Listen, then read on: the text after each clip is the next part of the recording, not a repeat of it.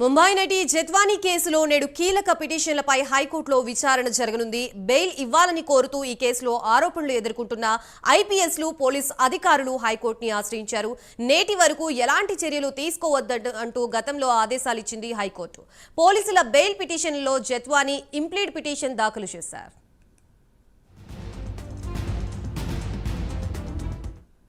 ప్రస్తుతం ఇదే అంశానికి సంబంధించి మనకి పూర్తి వివరాలు అందించడానికి మా ప్రతినిధి శ్రీనివాస్ సిద్ధంగా ఉన్నారు. శ్రీనివాస్, గాయత్రి, ఏదైతే ముంబై నటి జత్వానీ కేసు ఉందో ఈ రోజు అది రాష్ట్ర హైకోర్టులో కూడా ఒక కీలకమైన ఈ రోజు తీర్పు వెలువడే అవకాశం ఉంటుందని చెప్పుకోవచ్చు.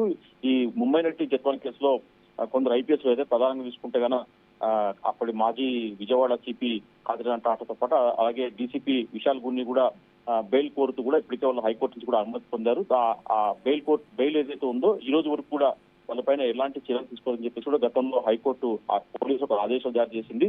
అయితే ఈ రోజుతో గడువు ముగుస్తున్న నేపథ్యంలో కూడా ఈ రోజు మరోసారి హైకోర్టు ముందుకు ఈ కేసు రానుంది. ఈ రోజు ఆ ఇద్దరు ఐపీఎస్లు ఎవరున్నారు వాళ్ళు ముందస్తు బెయిల్ తీసుకున్నారు. ఆ బెయిల్ పైన కూడా ఈ రోజు హైకోర్టు మరోసారి హైకోర్టులో ఈ రోజు తీర్పు చేసి వాదన వినిపించాక తీర్పు వెలువడే అవకాశం ఉంటుంది. దాని తర్వాత కూడా ముందస్తు బెయిల్ కోసం కూడా కొందరు పోలీసు అధికారులు అంటే ఇద్దరు ఐపీఎస్ అధికారులతో పాటు మరో ఒక డిఎస్పీతో పాటు కొందరు సిఐలు ఇతరులు కూడా వాళ్ళు కూడా బెయిల్ పిటిషన్ కోసం దాఖలు చేశారు. దానిపైన కూడా ఈ రోజు హైకోర్టులో విచారణ చేసే అవకాశం ఉంటుంది. దాని తర్వాత కూడా ఈ రోజు ఏదైతే ఈ కేసులో న్యాయవాది ఇంకొండు వెంకటేశ్వరరావు ఉన్నాడు, అతను కూడా ఈ రోజు బెయిల్ కోసం అతను హైకోర్టులో పిటిషన్ దాఖలు చేశారు. దాని మీద కూడా ఈ రోజు హైకోర్టులో విచారణ చేపట్టనుంది. మొత్తం చూసుకుంటే ఈ ముంబై నటి కేసు ఏదైతే దాంట్లో ఇద్దరు ఐపీఎస్ తో పాటు ఈ లాయరు అలాగే కొందరు పోలీసు అధికారుల ముందస్తు బెయిల్ పిటిషన్ పై కూడా రోజు మరోసారి విచారణ చేసి దాని మీద హైకోర్టు తీర్పు ఇచ్చే అవకాశం ఉంటుందని చెప్పుకోవచ్చు.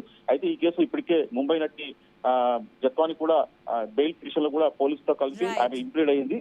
ఇది మొత్తం మీద తాజా సమాచారం. థాంక్యూ శ్రీనివాస్.